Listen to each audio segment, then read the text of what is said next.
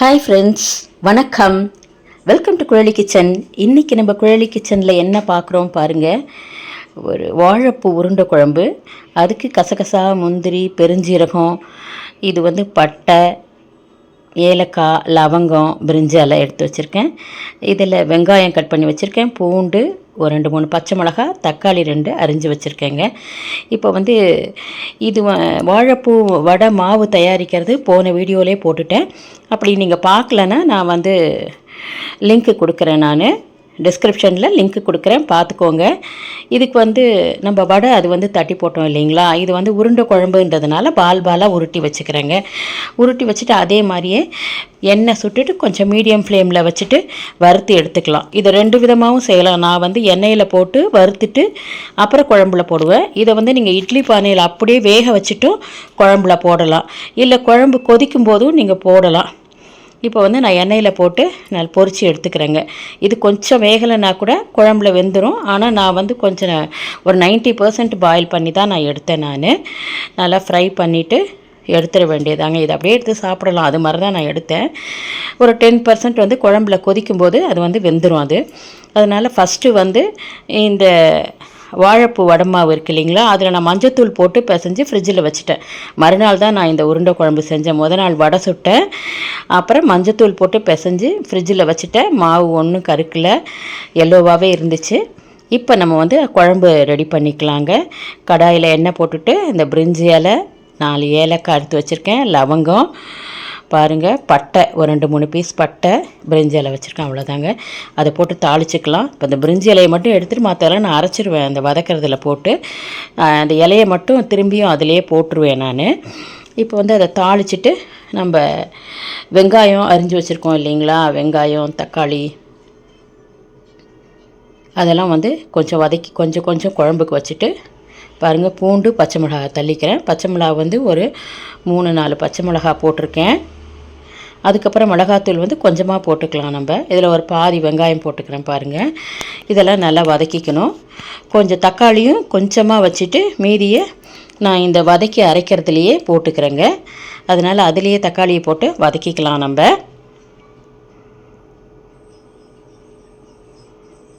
இந்த குழம்பு சூப்பராக இருக்கும். வாழைப்பூ உருண்டை குழம்பு. இது காரக்குழம்பு ஸ்டைல் இல்லை, இது குருமா ஸ்டைலில் வச்சேன் நான். அந்த காரக்குழம்பு ஸ்டைலில் வச்சாலும் நல்லாயிருக்கும். நான் குருமா ஸ்டைலில் இன்றைக்கி வச்சேன் நான். இதை நல்லா வதக்கிக்க வேண்டியதாங்க. நல்லா வதங்கின உடனே பாருங்கள், இதுலேயே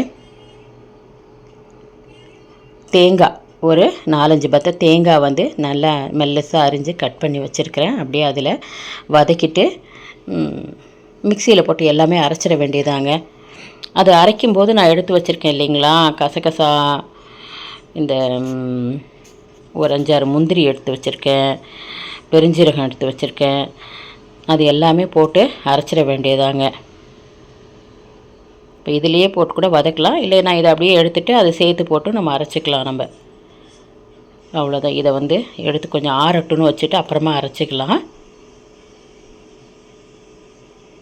இதிலே அப்படியே நம்ம குழம்பு கூட்டிக்கலாம்.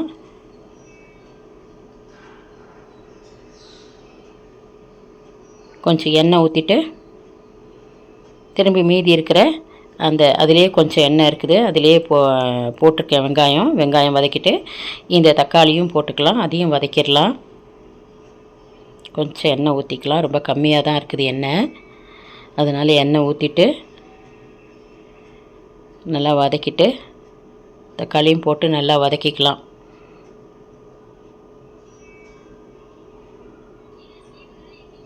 இது நல்லா வதங்கிட்டோன்னு பாருங்கள், இது நல்லா வதக்கணும். வதங்கிட்டு இதுலேயே நம்ம காரத்துக்கு கொஞ்சமாக திட்டமாக போட்டுக்கலாம் கூட மிளகாத்தூள். ஏன்னா அதில் 4 பச்சை மிளகா வேறு வச்சுருக்கோம், அதனால் கொஞ்சமாக ஒரு 1 டீஸ்பூன் 1.5 டீஸ்பூன் மிளகாத்தூள் போட்டுக்கலாம். இது மஞ்சத்தூள் போட்டுக்கிறேன், சின்ன டீஸ்பூன் தான் அது. இப்போ மிளகாத்தூள் போட்டுக்கிறேன், ஒரு 1.5 டீஸ்பூன் அளவு மிளகாத்தூள் போட்டுக்கலாம். அதையும் நல்லா வதக்கிக்கலாம் இதோடையே சேர்த்து.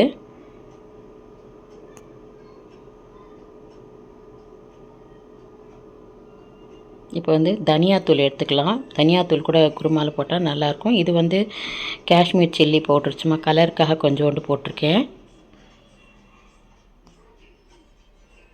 கொஞ்சம் இது வந்து கரம் மசாலா, வீட்டில் அரைச்ச கரம் மசாலா பொடி, அது கொஞ்சோண்டு போட்டுக்கலாம். போட்டுட்டு நல்லா வதக்கிக்க வேண்டியதாங்க. உப்பு தேவையான அளவு உப்பு போட்டுக்கலாம். உப்பு போட்டுட்டு நல்லா வதக்கி விட்டுட்டு தண்ணி ஊற்றிட்டு கொதிக்கட்டுன்னு நம்ம இந்த அரைச்சிட்டு வந்துடலாம் வதக்கி வச்சுருக்கிறதெல்லாம்.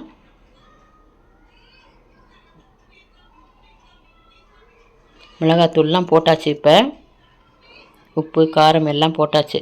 இப்போ மிக்சியில் நம்ம வதக்கி வச்சுருந்ததை போட்டுக்கலாம்.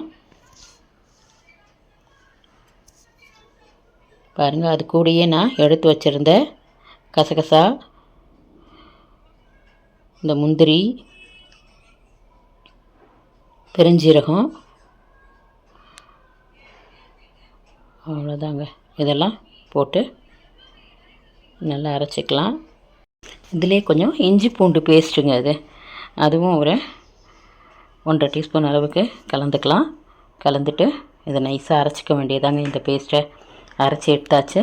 இப்போ வந்து குழம்பு கொதிச்சிட்ருக்கு இல்லைங்களா, இதில் நம்ம அரைச்சதெல்லாம் ஊற்றிட வேண்டியதான். நல்லா கொஞ்சம் தண்ணி ஊற்றி கூட கழுவி நல்லா ஊற்றிடலாம். எல்லாம் வதக்குனது தான், சும்மா ஒரு கொதிக்கட்டும்னு சொல்லிவிட்டு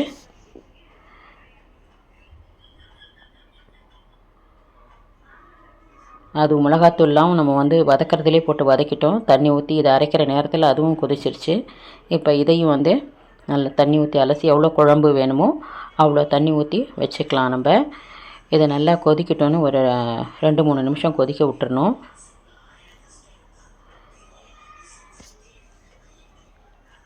இது நல்லா கொதித்த உடனே நம்ம வந்து இந்த வாழைப்பூ உருண்டை பொரித்து வச்சுருக்கோம் இல்லைங்களா, அதெல்லாம் எடுத்து போட்டுட்டு லாஸ்ட்டு கொஞ்சம் கருவேப்பிலை கொத்தமல்லி கட் பண்ணி போட்டுற வேண்டியதாங்க.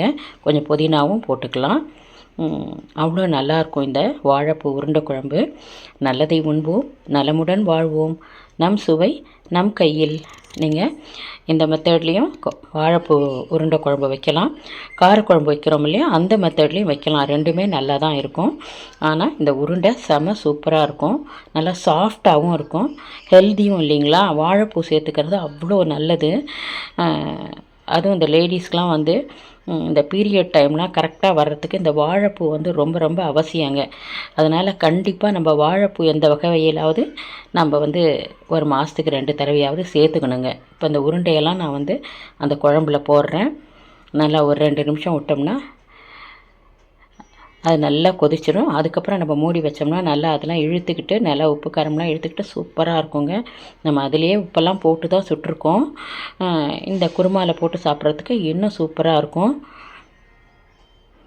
ஆனால் இது வந்து நம்ம எல்லாத்துக்குமே தொட்டு சாப்பிட்லாங்க. பூரி, சப்பாத்தி, தோசை, இட்லி, சாப்பாடு எல்லாத்துக்குமே இது போட்டுக்கலாம். அப்படியே அந்த உருண்டையும் வச்சு தொட்டு சாப்பிட்றதுக்கு அவ்வளோ அருமையாக இருக்கும். உங்களுக்கு கண்டிப்பாக இந்த வாழைப்பூ உருண்டை குழம்பு ரொம்ப பிடிச்சிருக்கும் அப்படின்னு நம்புகிறேன் நான். நீங்கள் இப்போ தான் என் வீடியோவை முதலாக பார்க்குறீங்க அப்படின்னா சப்ஸ்கிரைப் பண்ணிவிட்டு பாருங்கள் ஃப்ரெண்ட்ஸ். இது போல் ஒரு அழகான வீடியோவில் மீண்டும் சந்திக்கலாம்.